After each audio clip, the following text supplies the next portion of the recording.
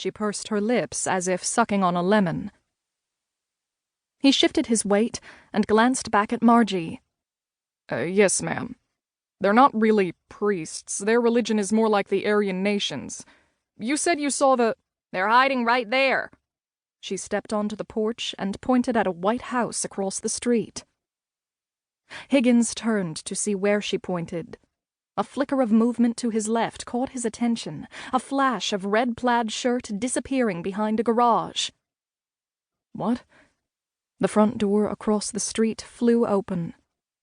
Pop, pop! Mrs. Jackson's window shattered. Adrenaline surged through Mike's veins. He grabbed the startled woman and shoved her backward into the house. Spinning, he screamed at Margie, "Get down!" then dropped to the porch on his stomach, scrabbling for his shoulder mic. Pop, pop, pop! Bullets pounded into the wall above him. He couldn't remember the 10 code.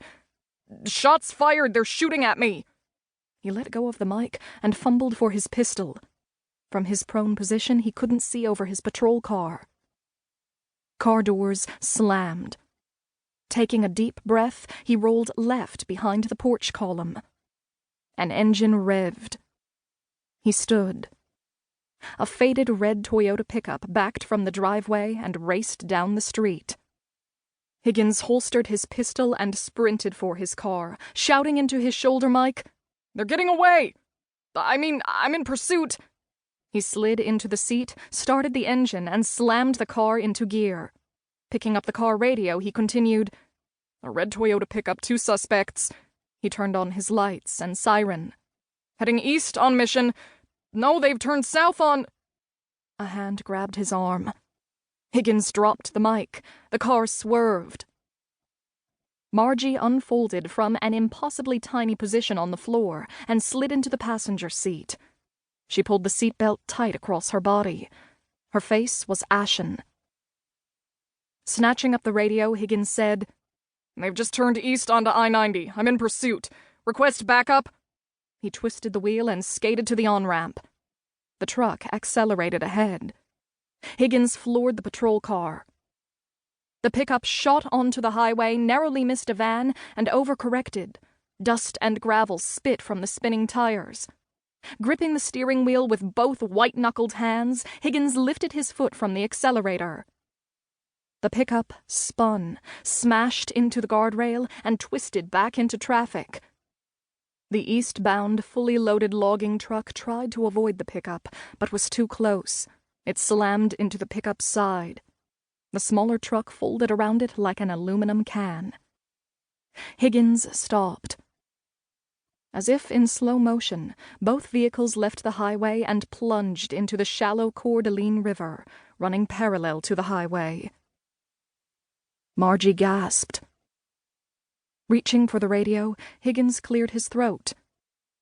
"Dispatch, request an ambulance and tow truck.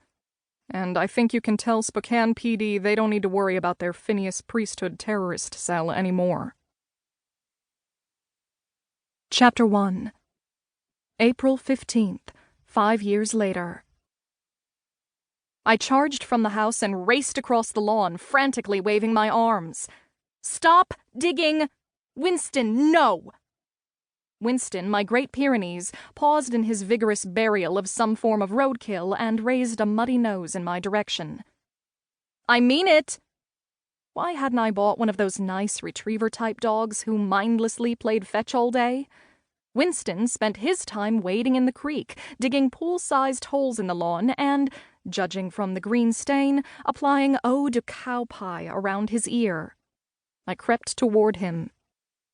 He playfully raised his tail over his back and dodged left. "I'm warning you." I pointed a finger at him. Phthalo blue watercolor rimmed my nail, making my gesture less threatening and more like I was growing a rare fungus. Unfazed, he darted toward the line of flowering lilac bushes lining the driveway, temporarily passing from sight. How could a 160-pound canine move so fast? I circled in the other direction, slipping closer, then carefully parted the bushes. No dog. This was ridiculous. I could